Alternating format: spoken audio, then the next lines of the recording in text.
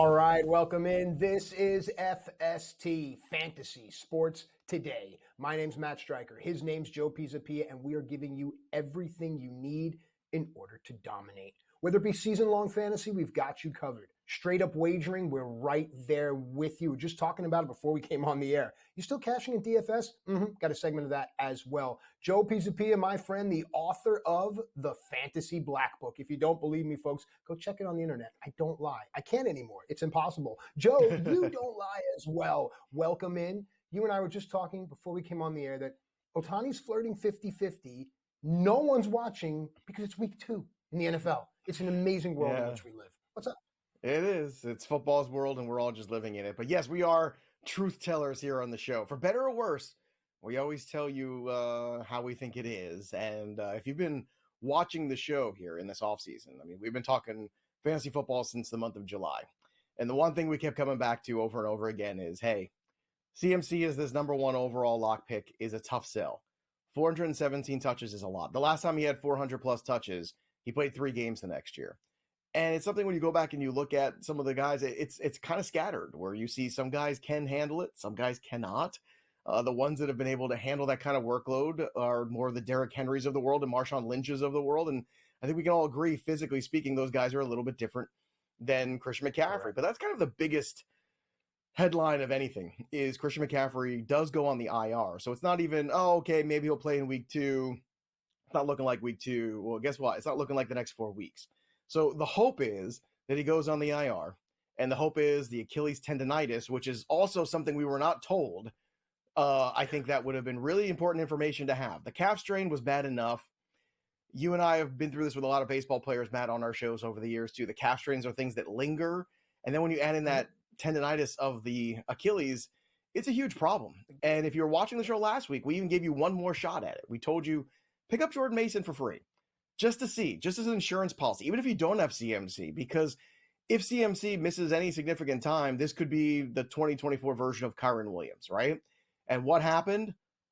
Christian McCaffrey did not play Monday night. Jordan Mason did. And I don't know about you, Matt, but I was incredibly impressed with what we saw at Jordan Mason on Monday night against a Jets defense that has gotten a lot of hype this offseason. So that's the first talking point, is it's the player within the system against a defense that you thought in your heart of hearts that would at least, dare we say, show up. Now, full disclosure, I'm in New York, Joe's in New Jersey, so we hear that media often. But with that said, I always like to look forward. You've taught me this, Joe. So with CMC out, it creates all kinds of opportunities for certain players, certain game scripts, and all of this. So I'm with you, and I'm ready to look forward to what we have for week 2. And look, Mason right now for the next month is probably going to be ranked, I would think, as a top 12, maybe even top 10. You can even argue top 5 running back. We'll see what happens today against the Minnesota Vikings, but it's a good situation. Jordan Mason looked really good in the preseason running the football. The thought process where a lot of us who were drafting early in best ball took a lot of Elijah Mitchell because at the time we thought that would be the guy, and turns out he ended up getting hurt too, and then it's gone to Jordan Mason. But Mason has responded in a big way, and last week we gave you a bonus too. We talked about that game. And we talked about it's going to be really hard for Aaron Rodgers, who hasn't played a lick of football in over a year, to go 3,000 miles on the road and beat the 49ers. Not only do the 49ers beat him handily, they beat him handily without Christian McCaffrey. So this is why you tune in every single Sunday morning, to make sure you are ahead of the game. Forget all the noise, fade all of that other narrative stuff. We're telling you the truth and how it is, even if it might hurt you, especially some of you Jet fans out there. I'm sorry. But good news, Jet fans, you get the Titans today. So things are going to start looking up for you. Will Levis is the gift that keeps on giving. Also continuing to give, hopefully more fantasy points, Justin Fields. A good situation for him. He's going to be starting for the Pittsburgh Steelers this week as Russell Wilson continues to try to get healthy. Now, I think I am very bullish about him in week 2, and here's the reason why. He's got a whole week to prepare. The staff is not just working about packages for Justin Fields like they were a week ago running up to that opening game. They're going to be able to craft the entire offense around him. And I think what Justin Fields was getting last week against the Atlanta Falcons was kind of a last minute, all right, well, you're going to go out there and, try to make the best of a good situation or a bad situation, maybe even. And the Atlanta Falcons defense is better than people give them credit for. The Denver Broncos were bottom 3 against the run last year. In fact, I think they were 28th overall in the league against the run. They were terrible last year. We saw that huge game Miami put up against them, right? And I think this year it looks like more of the same from what we saw in week 1 Ken Walker ran amok. I think Fields, I think Najee Harris are in for a big day. Matt, if you take the over on the Najee Harris number, 59.5, which is a small number, the anytime touchdown scorer, and the Pittsburgh Steelers on the money line, you can get 3-1 on that. That is a pretty easy parlay. What are your expectations, though, for Justin Fields here in week 2 with a full week of preparation and a game plan geared towards his strengths? Yeah, no, I'm with you entirely on that. And we can talk about how far into parlays I feel that it's safe to go. We could always have that conversation, but 3-1 is a fair return. So again, we'll discuss it deeper. But here's the thing. What Coach Tomlin wants is what Coach Tomlin's going to get. And I think he wants Justin Fields, and he wants to play this type of game. It makes the Steelers far more dangerous than they were, at least on paper, with Russell Wilson under center. Now you can wager on them far differently. You can look at their offensive ecosystem, something you talk about in the Black Book, and every single player gets an uptick. Similar to the fact that I think that certain dynamics in Miami receive downgrades from a wagering perspective from all sorts of pursuits. But thinking about Pittsburgh now and looking at that conference in an entirety, I feel like I'm political. I'm doing that again. I got to stop. Looking at that conference in its entirety, I'm using my hands too much.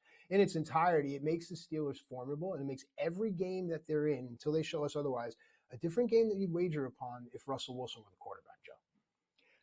Obviously, the big news also that affects a lot of fantasy shares, but also a human being, is what we saw on Thursday night. Tua Tagovailoa having another concussion there. It was a terrible situation. The Bills, again, looked dominant, looked great. That's 2-0 for the Bills. But the Miami Dolphins, who had aspirations to win this division this year, unfortunately, I think those aspirations are now out the window. There's looming questions on whether or not Tua Tagovailoa will play again this year or play again, period. It's a huge conversation that needs to be had. Your health and well-being is far more important than playing football. Matt, as somebody who knows firsthand exactly what this pain is, doing what you did for so long, you understand the seriousness of this. You understand the repercussions of this probably better than any of us who can talk to it here on the network. And I'm just curious your thoughts on it too, especially as somebody who is a dad of some young kids now in your own right, and having a different maybe perspective on this that you could share with us, because it feels like this is a situation here with Tua that really could be looking at the end of a career, which is incredibly sad. And we can talk about the fantasy repercussions, that's secondary. But what are your thoughts here on Tua, what you saw Thursday, and maybe what should be his future? Well, you started off correctly saying from a humanity standpoint. So I don't understand this any better than anyone else. It's about a human being's life. With that said, Chris Nowinski, who was in WWE when I was there as well, brought up the issue, and you've heard this term, the fencing and things of that nature, and the connectivity, the tissues in the brain, and far more than you or I can understand. What it's about is that the man has a family, and then you look upon it from a business sense. He has money guaranteed to him.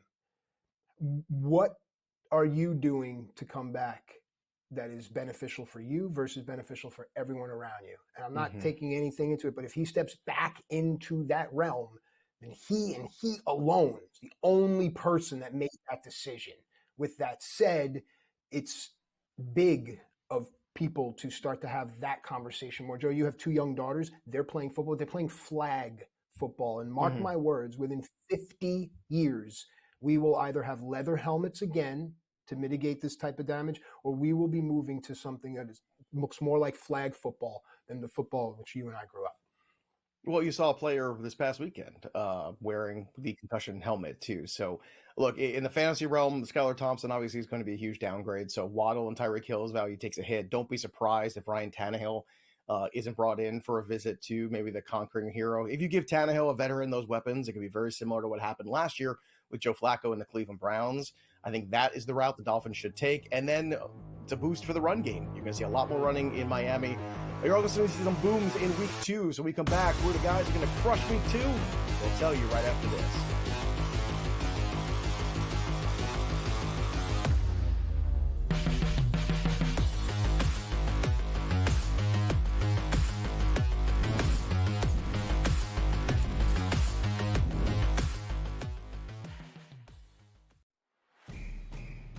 It's a new era in CFB to start off this year, put on full display. My take on this game is simple. I know some people will be upset about it. Good riddance to the Pac-12. Can you do it in terms of the week to week to week? I don't see a pathway for this team to miss the college football playoffs. We want to make sure you have those best bets in the entirety of our betting cards. That was thinking! But he had that program was already going there! Only on SportsGrid. Talk about your freshman year at Alabama and even the redshirt year that got you ready to perform at the highest level. You had to learn a lot about humility, about being patient to play at Alabama, and you still knew that you're going to have a shot to win a championship every year. And so that's the line. And so I think that's what's really missing with today's football. You got NIL, you got social media. The Early Line. Only on SportsGrid. Everyone had him Rookie of the Year, Offensive Player of the Year, Bears are going to the Super Bowl, Eberflus Coach of the Year. He was terrible. If he's going to be a success, he's got to play within structure as much as possible. I get it. If the pocket breaks down, throw off the platform. That's fine. But within structure, when the play is there to be made, you need to make it, and he didn't do that. Pharrell Coast to Coast. Only on SportsGrid. 147 yards against the Jets and a touchdown? Man, the numbers are incredible. It's the Shanahan connection, and that's just what it feels like. And, Jordan Mason came into that game with a career 5.6 yards per carry. He's always been a very tough runner. He's always been good when called upon in small doses. You mentioned the yardage, which was impressive, but 28 carries. That's what I'm looking at. Newswire. Only on SportsGrid.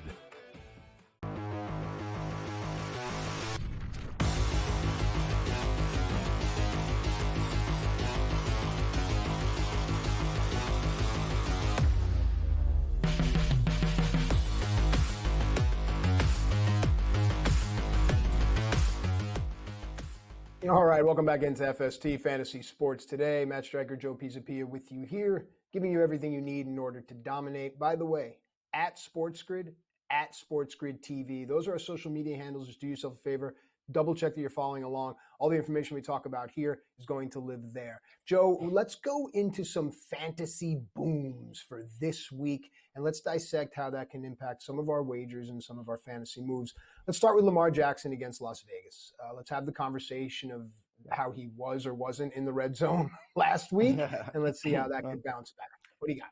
Well, look, Lamar had a great fantasy performance last week against the Kansas City Chiefs. I don't know how much more you could ask for him. He finished his QB5, 273 yards through the air, a touchdown. It could have been 2 passing touchdowns. He also had 122 rushing yards against the Chiefs. So this week they're going to be playing the Las Vegas Raiders, who struggled with turnovers. He can't do that. I think this could be a big day here for the Ravens. You get Derrick Henry at home.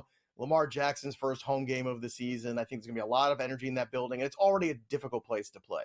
So you could approach this from a couple different standpoints. In your DFS lineups, you can run Lamar out by himself because why? He controls all the scoring, so you don't have to connect him necessarily. If you want to put him and Derrick Henry and just own all of it, that's fine too. Henry's kind of a mid to high level salary in most places this week.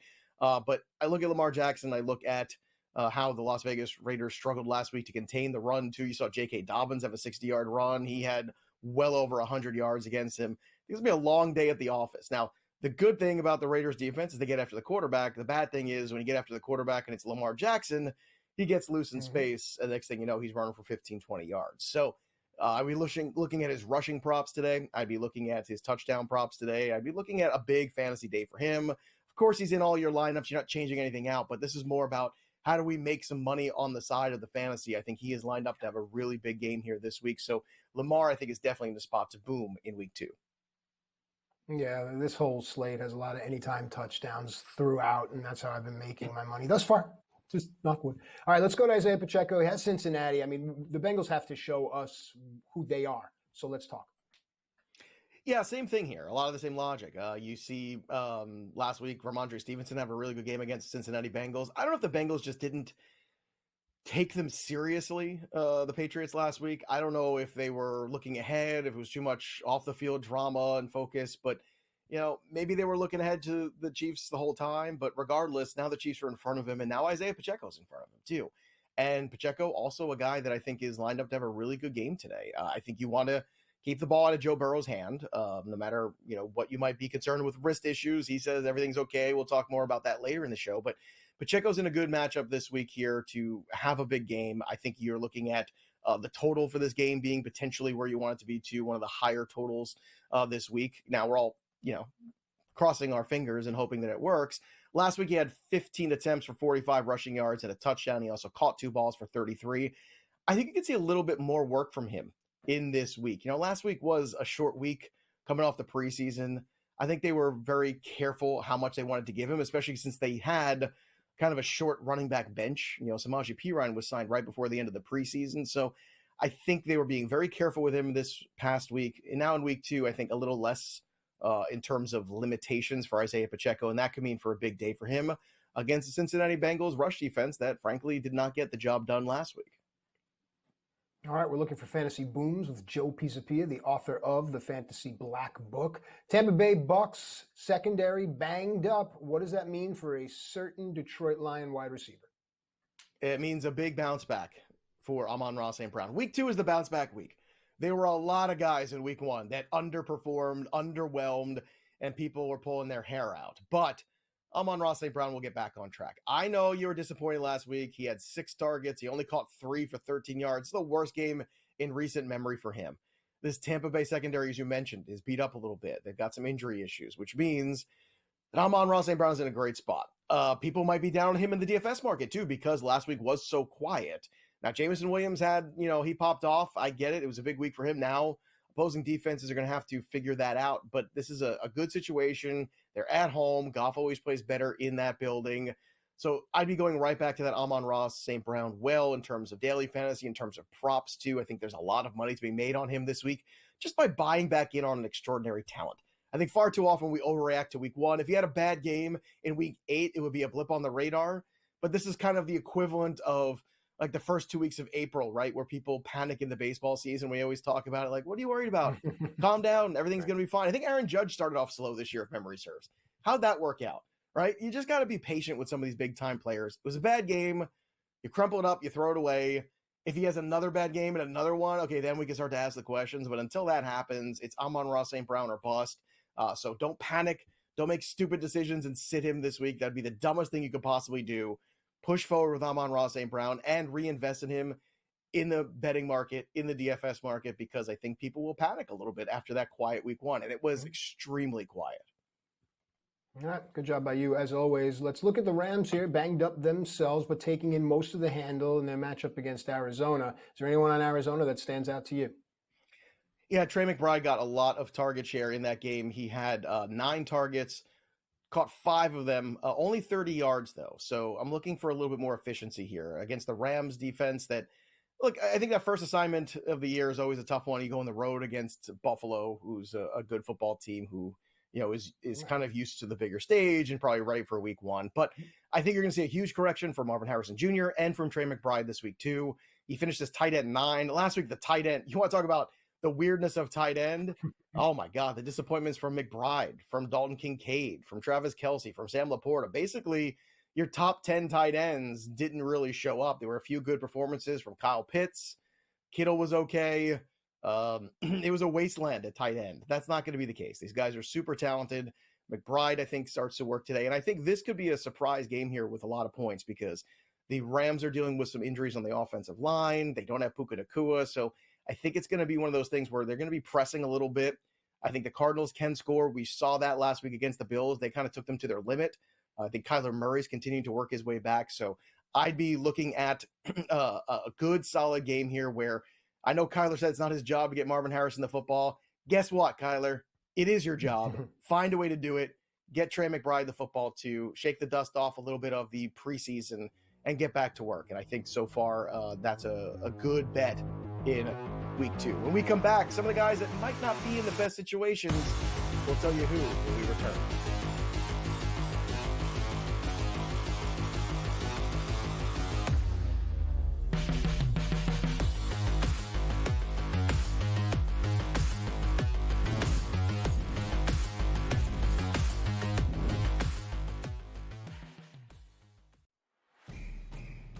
it's a new era in CFB to start off this year, put on full display. My take on this game is simple. I know some people will be upset about it.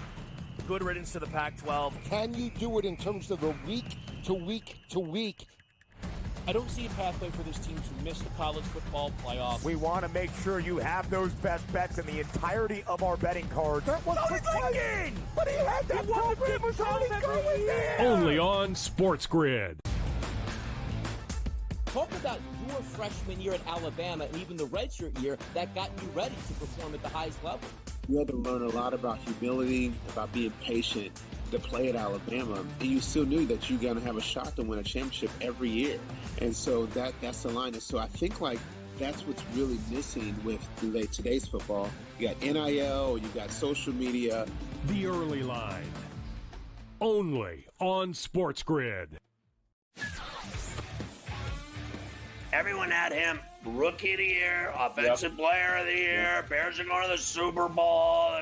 Eberflus coach of the year. He was terrible. If he's going to be a success, he's got to play within structure as much as possible. I get it. If the pocket breaks down, throw off the platform. That's fine. But within structure, when the play is there to be made, you need to make it, and he didn't do that. Pharrell Coast to Coast. Only on SportsGrid.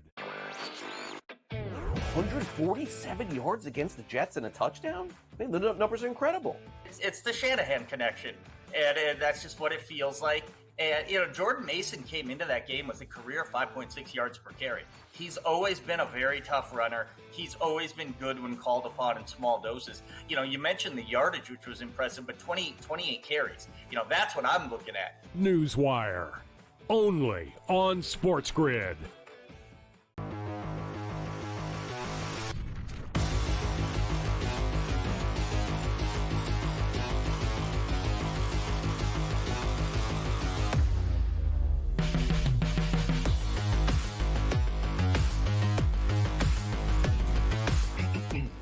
All right, welcome back into FST Fantasy Sports Today. Matt Striker and Joe Pisapia with you here.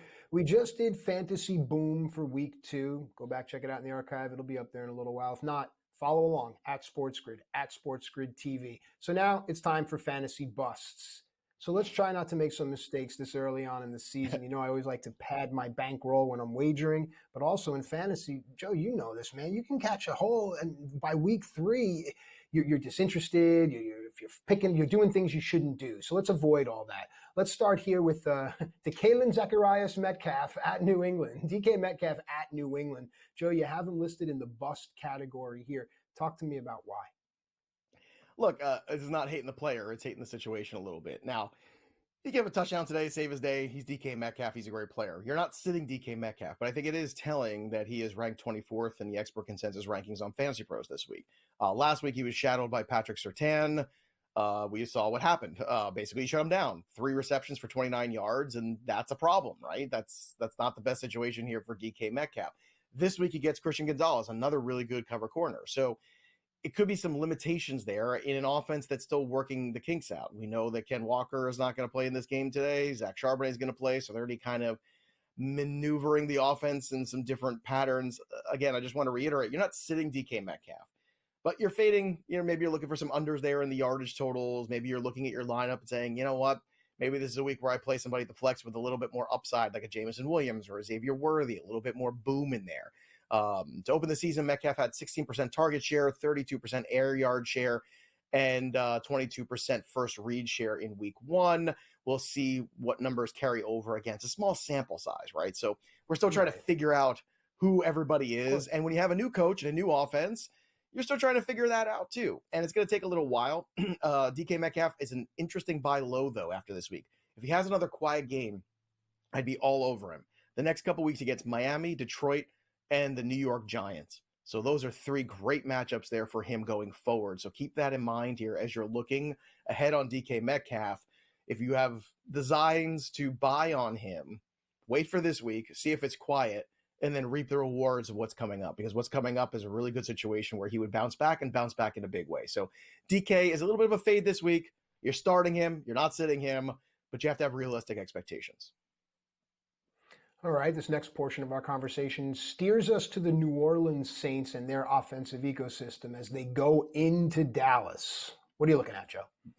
Well, another guy who is, drafted highly, right? But this week he is, ranked as the 21st wide receiver. Another guy had a tough, situation, unfortunately, in the first week where things just didn't go his way. He only had 2 targets and 2 catches for 11 yards. You had Rashid Shaheed be the big guy. And now he plays Dallas this week. It's a really good defense. So I don't expect the New Orleans Saints to do what they did last week against the Carolina Panthers. The good news is they will be playing from behind, but the bad news is the cornerback situation there, obviously in Dallas, is pretty good. So if Chris Olave had another quiet day, you'd want to be buying on him too. After this, he gets Philly, Atlanta, KC, and then Tampa. So some opportunities there for him to improve. But this was a guy who was drafted as a wide receiver 1. You're not sitting him, but your expectations here for him might be low this week again. So I just want to prepare everybody for potential disappointment when it comes to Chris Olave. However, he would absolutely be a buy low candidate. I think this is a player with a ceiling anyway, from what we've seen, historically speaking. I don't think we can look for New Orleans to be this prolific offense like they were last week against the Panthers. I don't think that's something we count on every single week. But I will say Chris Olave in week 2, don't be surprised if it's quiet again. I'm hoping it's not, but the consensus rankings say he is closer to a wide receiver 3 than a wide receiver 1, and that's something to pay attention to. Yeah, also pay attention to the quarterback. That play definitely matters, which steers us now to this conversation. Anytime you change that personnel, you change the entire offense. Let's talk about the Packers wide receivers as a whole against Indianapolis.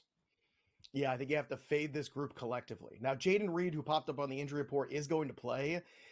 He is the most useful of them. Why? Because he's kind of like a Deebo Samuel light. He's going to touch the football out of the backfield. Sometimes you're going to use him on jet sweeps. He's always got touchdown equity. But what's very telling here is the Vegas number on Malik Willis, who is set to start a quarterback for the Green Bay Packers today. 169.5. That's it. That's the number for his passing yards. And I'm going under it because I just don't think it's going to get anywhere close to that. Sure, one big play potentially to a Christian Watson could change that dynamic, but I'm willing to roll the dice with it, Matt, in that off chance. So if you have Dobbs, if you have Jaden Reed, if you have Christian Watson, it's going to be rough. And even if you have Josh Jacobs, who is not 100% healthy anyway, you're going to see a lot of stack boxes. Malik Willis takes a lot of sacks. Malik Willis is very limited in terms of his ability to read defenses. So it'll be a long day at the office for the Green Bay Packers. We return a look at the DFS slate for week 2.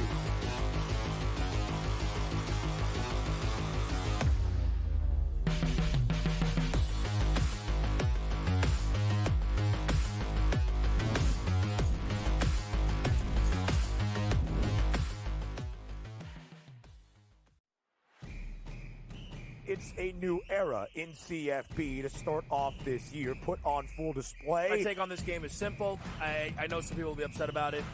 Good riddance to the Pac-12. Can you do it in terms of the week to week to week? I don't see a pathway for this team to miss the college football playoff. We want to make sure you have those best bets in the entirety of our betting cards. That was thinking! But he had that program was already going there! Only on SportsGrid. Talk about your freshman year at Alabama and even the redshirt year that got you ready to perform at the highest level. You had to learn a lot about humility, about being patient to play at Alabama. And you still knew that you're going to have a shot to win a championship every year. And so that's the line. And so I think that's what's really missing with today's football. You got NIL, you got social media. The early line. Only on SportsGrid. Everyone had him rookie of the year, offensive player of the year. Bears are going to the Super Bowl. Eberflus coach of the year. He was terrible. If he's going to be a success, he's got to play within structure as much as possible. I get it. If the pocket breaks down, throw off the platform. That's fine. But within structure, when the play is there to be made, you need to make it, and he didn't do that. Pharrell Coast to Coast. Only on SportsGrid. 147 yards against the Jets and a touchdown? Man, the numbers are incredible. It's the Shanahan connection, and that's just what it feels like. And, Jordan Mason came into that game with a career 5.6 yards per carry. He's always been a very tough runner. He's always been good when called upon in small doses. You mentioned the yardage, which was impressive, but 28 carries. That's what I'm looking at. Newswire. Only on SportsGrid.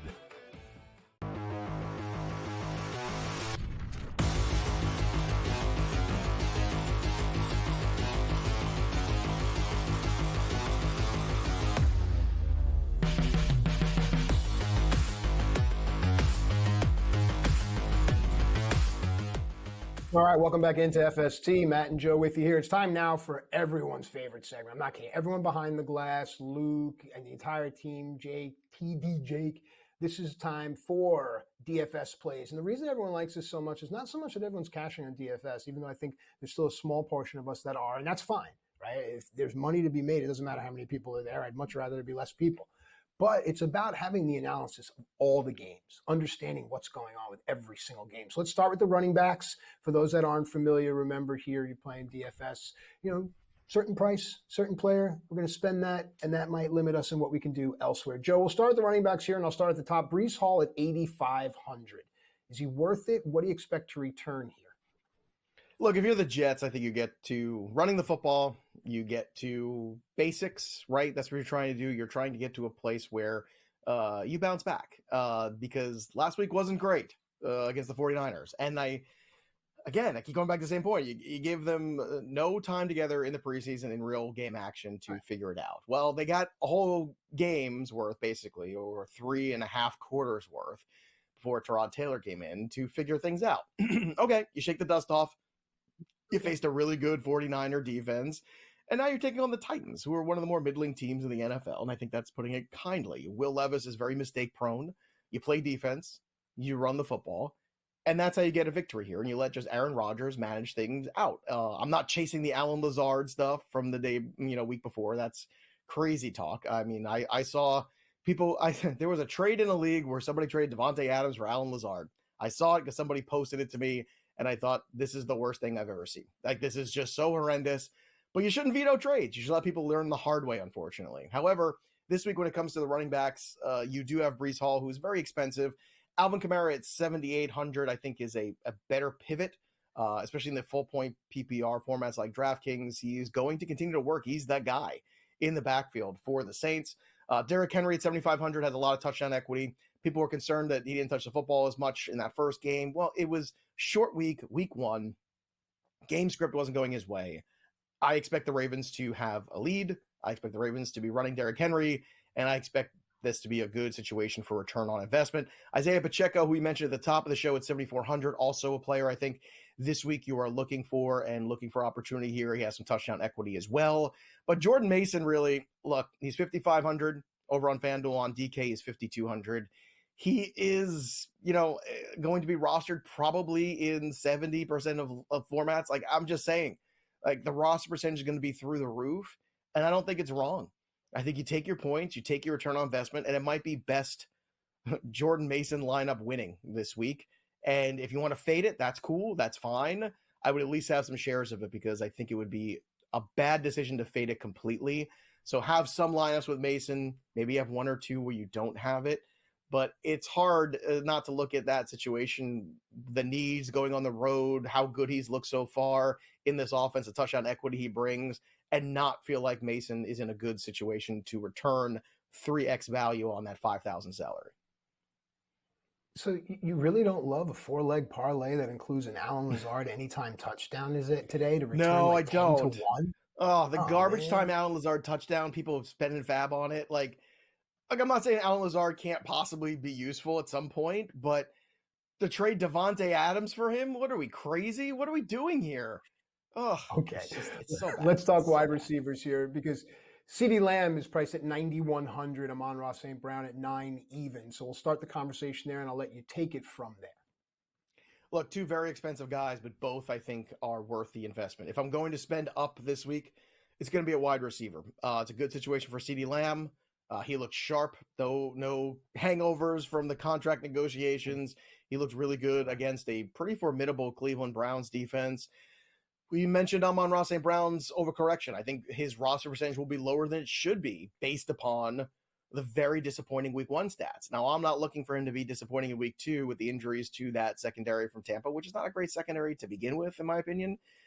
And Baker Mayfield can keep up his end of the bargain with Mike Evans. Like, I think they're going to go back and forth. This has the potential to go over 60 points in this game. Like, that potential is there for this one. I'm not saying it's going to. I'm saying the range of outcomes certainly says that it might. Rashee Rice, also really good. Look, if what we saw is an indicator, Xavier Worthy is a handful. All right. And I don't know what the Cincinnati Bengals defenders are talking about, where, they were making statements in the media. I forget which defender it was, but he said, oh, he's real fast, but he just runs straight. You just put a body on him. He weighs 100 pounds. He's no big deal. Please don't give the Chiefs billboard material. What are you doing? Like, what are you doing? You putting that on the bulletin board? What? Are you crazy? This is a guy running a 4.2 40 and you're taunting him? Like, this is dumb. Right. So what it means is Worthy's going to continue to take the top off that defense, and Rashee Rice is going to work the middle of the field. So I love Rice, especially in the full PPR format today. But I think he carries a little bit more touchdown equity than people realize. Again, another game that theoretically should have a higher total. We'll see if it comes to fruition. Buying back in on Marvin Harrison Jr., 6,500. Again, I think he's going to be fine. I think week 1 is going to be a distant memory, and he puts up a 100 spot today. Everyone's going to go, oh, yeah, he's great at football. No kidding. So I'm not worried at all, and I think the roster percentage is going to be way lower than it should be. So you put him and Amon-Ra St. Brown. It's a great way to be different with Jordan Mason. Like, that's a fantastic way. And Marvin's priced like a middle, wide receiver 2-ish, and he's not. He's a 1. So it just didn't happen in that first game against Buffalo. And then the aforementioned Xavier Worthy at 6,200 on FanDuel. Like, he's going to work in jet sweeps. He's going to touch the football. We're just scratching the surface of how fun he can be. He is a little touchdown dependent, I think, right now, but from what we saw in week 1, maybe that's not so much of a hurdle. Well done, Joe. Well done. All right, let's go to the quarterback play here. We've been talking about Lamar Jackson quite a bit here in this first hour, priced at 8,800. Patrick Mahomes right behind him, 8,700. And then Kyler Murray at 8 even. Joe? Yeah, some expensive quarterbacks this week. Lamar, I would take over Mahomes at the same price just for the rushing equity. So that's an easy one for me. I would also be looking at Justin Fields this week too. Fields is cheap again. Once again, disappointing week 1. But if you think about the rushing equity he does bring against the Denver Broncos, a team that struggles against the run, and he has a whole week to prepare as though he was the quarterback, he is just 5,400 on DK. And for a tournament QB, this allows you to. So the question is, how do you get to Lamb? How do you get to Amon-Ra? How do you get these big guys in your lineup? Well, the way you do that is by fading a little bit of quarterback. So Lamar's fine in cash games. I think it's a really good investment. You can put him and Henry and just control the Ravens offense today against the Las Vegas Raiders. Mahomes loves these big games. He always shows up for them. I would be, excited about paying for Mahomes in cash. Kyler Murray at 8K gives you more rushing equity, a little bit, fewer dollar amount. That's a good thing. Jaden Daniels against the Giants, his first home start. Could be some nerves, sure, but at the same time, I think it's a good investment. And then 7,400 for Baker Mayfield is the oppo play. So if you want to go into this Baker Mayfield, Mike Evans, Amon-Ra St. Brown, kind of stack that game here, Jameson Williams, you got to go all in on this one. It's not a bad look either. I think that Detroit-Tampa game also has a lot of legs today in week 2. Speaking of that Detroit game, we are now at the tight end portion of the segment here. And we start with Sam Laporta, 7,900, and then Travis Kelce at 7,400 right behind. But I'm curious to hear what you have to say about a name at the bottom of the list. We talked about it. Might be in there a bit more for some blocking responsibility, but I'll let you take it from there. Yeah, Sam Laporta at 7,900, another guy relatively quiet last week, so I would expect the bounce back. Week 2. The comeback week. That's what we're doing here. Travis Kelce, 7,400. I'm not worried at all about Kelce's quiet first week either. So both of these guys, a little expensive, but there is some value here. We talked about Trey McBride. He's going to continue to see close to double-digit targets, I think, this week. And another one where I think it's going to be back and forth. That's a good thing for fantasy value. You want the games where both teams are going to push their end of the bargain in terms of team total. Look for those independent team totals, too. It's going to tell you a lot about how to invest in DFS. And some of the fantasy market things you're looking at, too. Greg Dortch is another guy you could probably throw in that grouping, too. Had a good game last week. Evan Ingram at 5,900, another bounce back. I'd look for him. And Colby Parkinson at 4,800. Saw a lot of targets in that game. I like the over on his yardage. We'll talk about that in hour 2. That's another guy, too, that I think is going to be a trendy pick, but I don't think it's wrong. When we come back, Let's start to make some trades of our own. Buy low, sell high. When we come back.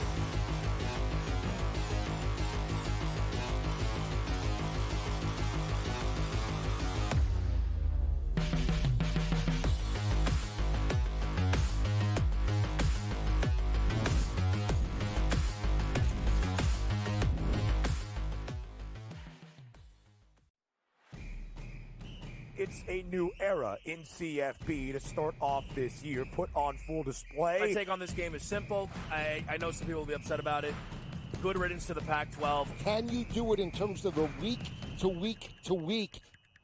I don't see a pathway for this team to miss the college football playoffs. We want to make sure you have those best bets in the entirety of our betting cards. That was thinking! But he had that program was already going there! Only on SportsGrid. Talk about your freshman year at Alabama and even the redshirt year that got you ready to perform at the highest level. You had to learn a lot about humility, about being patient to play at Alabama, and you still knew that you're going to have a shot to win a championship every year. And so that's the line. And so I think like that's what's really missing with today's football. You got NIL, you got social media. The early line. Only on SportsGrid. Everyone had him rookie of the year, offensive player of the year. Bears are going to the Super Bowl. Eberflus coach of the year. He was terrible. If he's going to be a success, he's got to play within structure as much as possible. I get it. If the pocket breaks down, throw off the platform. That's fine. But within structure, when the play is there to be made, you need to make it, and he didn't do that. Pharrell Coast to Coast. Only on SportsGrid. 147 yards against the Jets and a touchdown? I mean, the numbers are incredible. It's the Shanahan connection, and that's just what it feels like.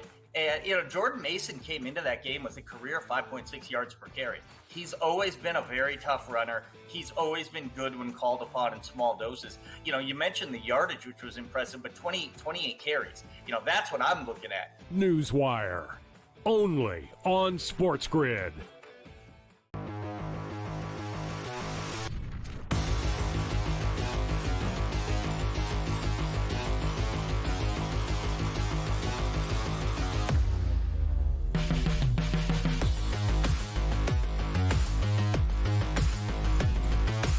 All right, welcome back into FST Fantasy Sports Today. Matt and Joe with you here. This train is rolling along at SportsGrid, at SportsGrid TV. That's our social media. Get in on the conversation. If you don't like something Joe says, let him know. He loves it. All right, it's time now for a segment called Buy Low, Sell High. I used to do the opposite in college, but basically you know what it's all about here. So let's talk about some of the buys here. Let's talk about Marvin Harrison. His name's been in the news, some quarterback comments, but Joe, you feel this is a perfect time to buy low on Marvin Harrison. Yeah, look, the target share wasn't there. He got open sometimes and Murray didn't find him. It's going to take a little while. Okay, fine. I think the reason why you can buy low on him is because he's an unknown entity. So he's a player that people like myself have hyped up in the marketplace, right? There's a lot of people, that still, don't watch college football, but love fantasy football and love NFL. So they're saying, well, who's this Marvin Harrison guy? Now I'm stuck with him on my team. He's not going to be any good. Well, he's going to be fine. Okay, I'm not worried about him at all. I think what you're looking for is a little bit more of we're coming back and we're game planning on ways to get him to touch the football, making sure that he is involved in this game plan a little bit better. And I think that things just went off script a little bit. Whatever was there, he took it last week. And Kyler Murray took a lot of Greg Dortch and, made him a rock star for week one. But I don't think that's what you're going to see every single week. The organization spent a fourth overall pick on Marvin Harrison Jr. The organization is going to make sure that Marvin Harrison Jr. is involved. And I think it's only a matter of time. So the problem is, this could be your window. It could shut in week two. It could happen that fast. Now, it might not. Maybe week two is just better. It's just a market improvement and things kind of go along. But there's an opportunity here where Marvin Harrison Jr. just kind of shuts that window altogether this week. So this might be your window to prime away where people are just feeling uneasy, depending on what their roster looks like. It's like, man, this guy didn't really deliver. He's an unknown entity. And I think that's what goes against some players. Sometimes, trade pieces, as we'll talk about in a moment, sometimes it's great when they have name brand value because you could sell them off the history of the player. Other times, it's really difficult. The player has no track record like Marvin Harris in the NFL. So Marvin Harrison becomes an interesting buy low because there is concern in the marketplace for people who have him, who don't really understand or aren't as patient with him. So Harrison to me is that number one guy on that board that I'd be buying. All right. Joe, as a fantasy manager, personally, I enjoy being a part of a team that has a wide range of offense, but kind of like that old West Coast offense, a team that can really throw it and air it out there. Jacksonville is that team. Is Brian Thomas Jr. that guy on the receiving end? You know, I think this is a really interesting game here for him. Last week, he had 4 catches on 4 targets, 47 yards, and a touchdown, right? There was more in there, too. You saw some moments there where it could have even been better, potentially, for Brian Thomas Jr. He's got a tough matchup against Cleveland this week. Got some tough matchups coming up there, Buffalo and Houston, right? Those are some good defenses. But I'm trying to look ahead and project here. And if we're getting off to a good start here with Brian Thomas Jr., Christian Kirk is a nice wide receiver, but Christian Kirk isn't really an alpha. I think the reason why we don't really see Brian Thomas Jr. in the same light is because he played in college with Malik Neighbors, who got all the attention and all the hype. But if you think about it, Brian Thomas Jr. was pretty damn good too. And now if you make him the number one target guy in this offense for Trevor Lawrence, good things can happen. Right now, if you're sitting there with Puka Nacua on your roster, who's going on the IR, who's going to be out for 6 weeks potentially, and you can get Brian Thomas Jr. for Puka Nacua, I would make that trade. I would make that trade because I think there's an opportunity for Thomas to grow into that role. I'm not saying he's going to be able to do what Puka did last year, but do you really want to wait 6 weeks for Puka Nacua to come back hopefully healthy? And do you want to have that big gaping hole at your wide receiver spot? Or do you want to take a guy like Brian Thomas, who I think people might not realize the asset they have? A lot of people might have just drafted him because of where he was in ADP, saw that good first week and thought, okay, maybe pretty good, but you dangle a big name like Puka Nacua, who's on the IR, people get very excited about getting that big-time star. And Brian Thomas, again, like Marvin Harrison, a rookie, a bit of an unknown entity. So I think that works in your favor if you're trying to make a deal for one of these guys. So Brian Thomas, I think, has upside this week. We'll talk in hour 2 about some of his props that I think I like the over on this week too. But there's definitely a spot here where Brian Thomas can continue to grow into this role and could be the number one in this offense by the time we get to, say, Halloween. All right. I like it. Let's shift over to the sell side of the segment. Geez, say that 3 times really fast.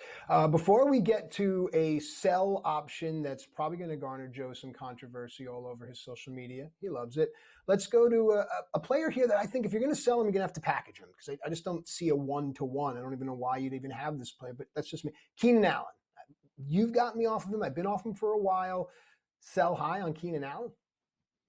I think you can, based upon name brand value, right? He had 11 targets last week, so that's great, right? That's something that's appealing to most people who play fantasy football, as it should be. Volume is king, right? But he only caught 4 of them, so Caleb Williams wasn't exactly getting off to the best start. And I think that's something to keep in mind. He's got Houston, then Indy, then the Rams coming up in this schedule, but he doesn't look healthy to me. And I think that's the thing. He's been dealing with some injuries coming in through camp. It seems to be lingering. They're lingering this week too. I think at this point, he's like a 32-year-old wide receiver who's got 10 years, in the bucket already. And I think that's enough where the known entity, if you ask me who would I'd rather have rest of season, would I rather have Brian Thomas Jr. or would I rather have Keenan Allen? I'd rather have Brian Thomas Jr. I think there's upside there. I feel better about the quarterback play with Lawrence than I do about Caleb Williams. And then the other guy, again, we have to sit and ask ourselves this question, is Christian McCaffrey. Christian McCaffrey, I think, is a sell. You hope that he comes back healthy. You hope that in a few weeks he's Christian McCaffrey of old, and maybe he will be. But what does your roster look like at that point? Now, if you picked up Jordan Mason, you can hold and just wait. That's fine. I think you have the insurance policy to wait. But if you don't, and you went hero RB with Christian McCaffrey, and you don't love your depth, right? Let's say things are not working out for your running back room. Christian McCaffrey still brings a lot of weight. Christian McCaffrey is going to be one of these players that I think you could still get more than you realize for him. If you could pull off Derrick Henry plus for him, I think you take that in a heartbeat. I told you, I saw people trading him straight up for Breece Hall before he went on the IR this week. So you're not going to get that deal anymore. That deal's off the table now that he went to the IR because you know he's going to definitively miss 4 weeks. But think of it this way. He's going to be missing 5 weeks because he already missed 1, right? So already hurt you in week 1. So for Christian McCaffrey, this is another one where I think the name brand recognition gives you back more than you realize. And I think the risk is maybe more than you want in week 2. All right, let's take a look at a deep dive in the NFL when we return on FST.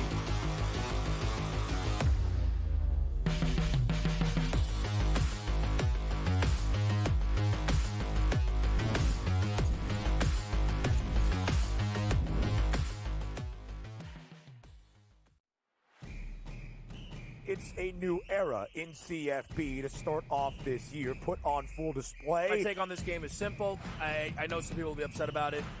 Good riddance to the Pac-12. Can you do it in terms of the week to week to week?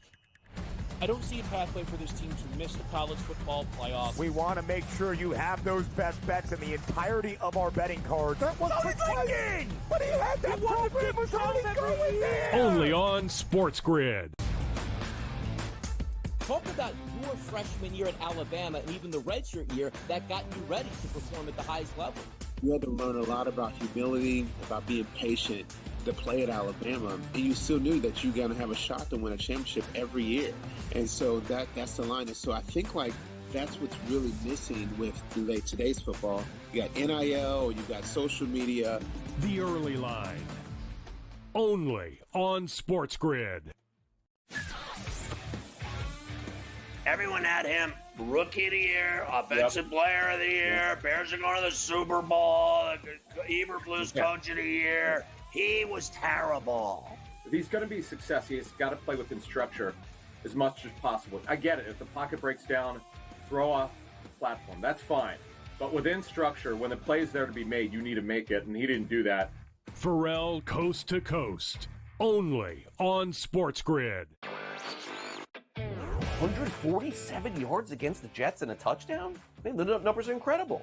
It's the Shanahan connection, and that's just what it feels like. And, Jordan Mason came into that game with a career 5.6 yards per carry. He's always been a very tough runner. He's always been good when called upon in small doses. You mentioned the yardage, which was impressive, but 28 carries. That's what I'm looking at. Newswire. Only on SportsGrid.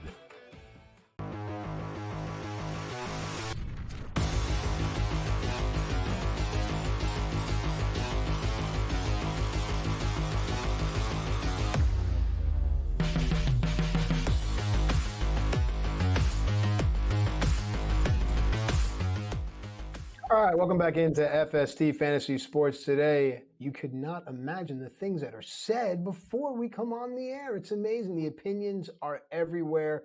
We're here to help you fade the noise. We're also here to have some fun. Joe, it's time for some edutainment here. You were able to find a very unique trend here in week 1. So take it away and tell us first, how'd you fall upon this? Well, I fell upon this.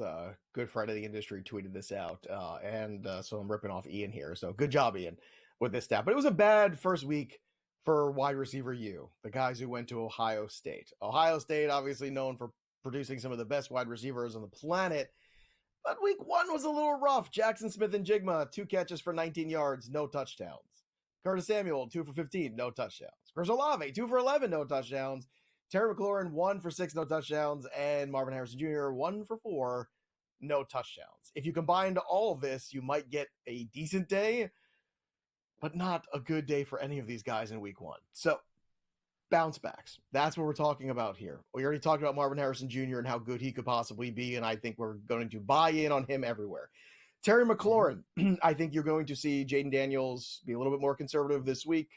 I think hand the ball off a little bit more, and I think it's a good matchup here at home for him. I think Terry McLaurin gets back into the thick of it. So that's another guy I would be buying, and I'm not panicking on yet. Chris Olave, again, tougher matchup this week for him, so I wouldn't be shocked if it was slow.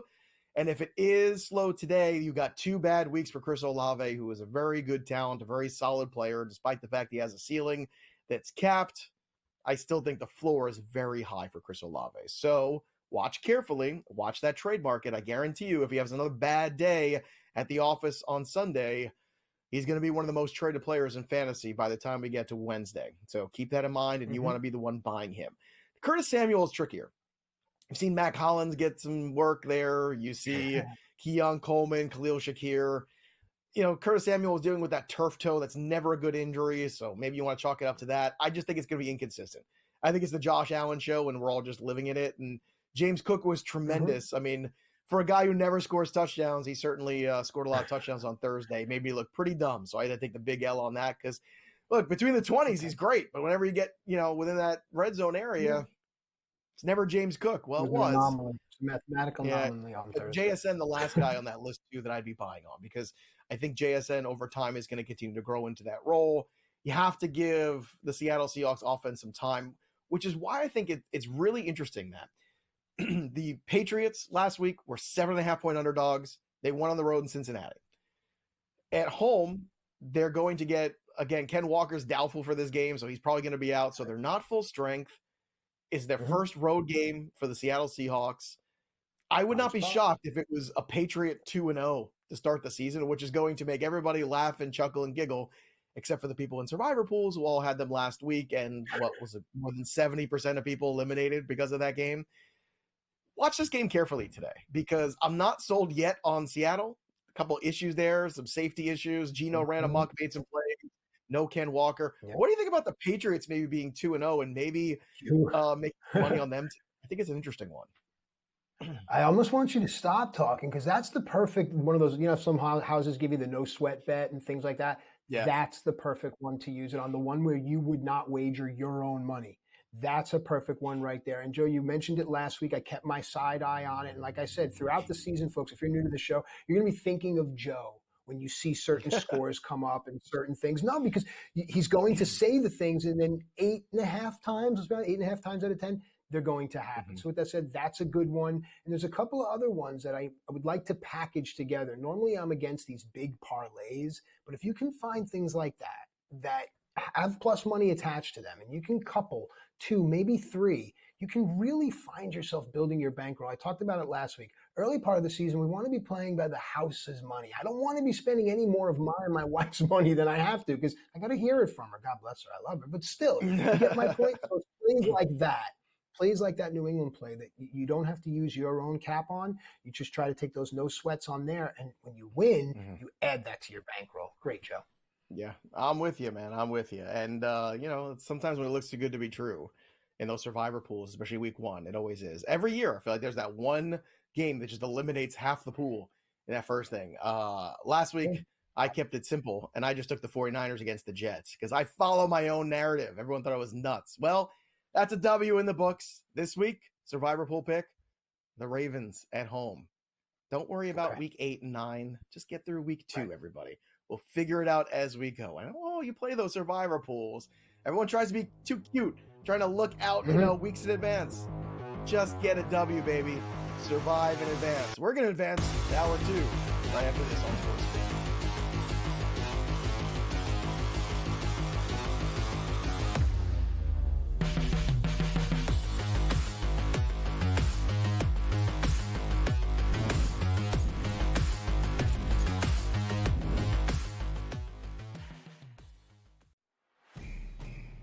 It's a new era in CFB to start off this year, put on full display. My take on this game is simple. I know some people will be upset about it.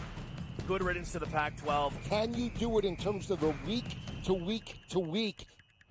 I don't see a pathway for this team to miss the college football playoffs. We want to make sure you have those best bets in the entirety of our betting cards. That was thinking! But he had that program was already going there! Only on SportsGrid. Talk about your freshman year at Alabama and even the redshirt year that got you ready to perform at the highest level.